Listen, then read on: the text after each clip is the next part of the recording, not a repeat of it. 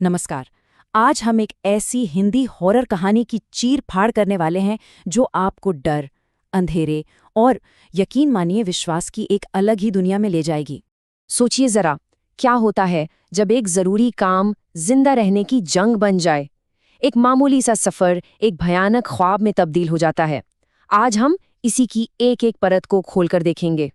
तो आइए कहानी के सफर पर निकलते हैं। हम इसे इन 5 हिस्सों में समझेंगे, ये देखने के लिए कि कैसे डर धीरे धीरे बढ़ता है। तो शुरू करते हैं पहले हिस्से से और देखते हैं कि इस खौफनाक रात की कहानी शुरू कहाँ से होती है। तो सीन कुछ ऐसा है। रात एकदम काली और तूफानी है। ट्रक ड्राइवर है किशन, साथ में है उसका साथी रघु, और उन्हें जाना है सोनपुर के जंगल से होकर, वो भी एक इमरजेंसी डिलीवरी के लिए। मतलब माहौल एकदम हॉरर फिल्म वाला है। तूफान, सुनसान सड़क और एक ऐसा सफर जिसे टाला भी नहीं जा सकता। और यहीं पर कहानी में पहली घंटी बजती है। एक गांव के बुजुर्ग शैलन काका उन्हें रोकते हैं। वो साफ साफ चेतावनी देते हैं कि ऐसी बरसात में छलावे बाहर आते हैं, जंगल से जरा संभल कर जाना। ये सिर्फ एक सलाह नहीं बल्कि आने वाले खतरे का पहला इशारा है। तो सवाल उठता है कि ये छलावा होता क्या है। देखिए, ये कोई आम भूत प्रेत नहीं है।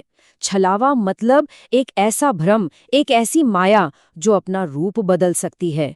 ये खास तौर पर यात्रियों को भटकाकर उनका शिकार करती है। मतलब उस अंधेरे डरावने जंगल के लिए एक परफेक्ट शिकारी। लेकिन किशन को पैसों की सख्त जरूरत थी। उसने उस चेतावनी को बस एक पुरानी अफवाह समझकर टाल दिया।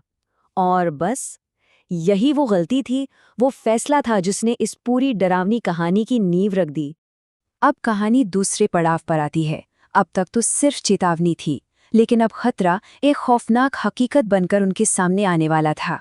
जंगल के बीचों बीच अचानक उन्हें एक रोशन ढाबा दिखाई देता है। सुनसान जंगल में ढाबा, है ना अजीब। वहां एक गर्भवती महिला उनसे लिफ्ट मांगती है। किशन और रघु सोचते हैं चलो मदद कर देते हैं, लेकिन जैसे ही वो ट्रक घुमाकर वापस आते हैं, वो महिला और ढाबा दोनों गायब, जैसे कभी थे ही नहीं। ये छलावे का पहला जाल था, एक बहुत ही चालाकी से बिछाया गया जाल। और बस उसी पल उनके होश उड़ जाते हैं। उन्हें समझ आ जाता है कि ये कोई मजाक नहीं था, ये सच में एक छलावा था। अब वो दोनों सिर्फ डर से कांप रहे थे, ये जानते हुए कि कोई उनका शिकार कर रहा है। अब कहानी का तीसरा दौर शुरू होता है और यहां से डर का मीटर लगातार ऊपर जाता है। रात के 12 बजे हैं। एक काली बिल्ली उनका रास्ता काटती है। ठीक है, ये तो एक अपशगुन है, लेकिन 15 मिनट बाद ही ट्रक के चारों तरफ एक बिल्ली की भयानक चीख गूंजती है, पर बिल्ली कहीं नहीं है। और फिर रात के 2 बजे उन्हें एक पेड़ से सफेद साड़ी में एक औरत उल्टी लटकी हुई दिखती है। आप देख रहे हैं, जैसे जैसे रात बढ़ रही है, डर भी और भयानक होता जा रहा है। इन सब घटनाओं का असर दोनों पर अलग अलग हो रहा था। एक तरफ रघु है जो अब पूरी तरह से डर चुका है, वो चिल्ला रहा है, रुकने को कह रहा है। दूसरी तरफ किशन है जो हिम्मत बनाए रखने की पूरी कोशिश कर रहा है, लेकिन अंदर से वो भी हिल चुका है। दोनों की हिम्मत अब जवाब दे रही थी। और अब दिमाग के साथ खेलने का वक्त खत्म होता है। अब वो शैतानी ताकत सीधे आमने सामने आती है। अचानक उनका ट्रक खुद ब खुद बंद हो जाता है और तभी वो काली बिल्ली फिर सामने आती है, लेकिन इस बार वो एक भयानक राक्षसी रूप लेकर सीधे ट्रक के बॉनेट पर आ जाती है। अब डर सिर्फ परछाई या आवाज नहीं, बल्कि एक जीती जागती खौफनाक हकीकत था जिससे भागने का कोई रास्ता नहीं था। और अब जाकर असली राज खुलता है। वो छलावा, वो परछाइयां, वो सब तो बस एक मुखौटा था। असली खतरा तो कुछ और ही है। ये है एक चुड़ैल, एक बेहद ताकतवर, खतरनाक और बुरी आत्मा। और फिर वो चुड़ैल बोलती है। उसकी आवाज में सिर्फ खौफ नहीं बल्कि एक चेतावनी है। वो कहती है, क्यों आए हो तुम यहाँ? आज मैं तुम्हें नहीं छोड़ूंगी।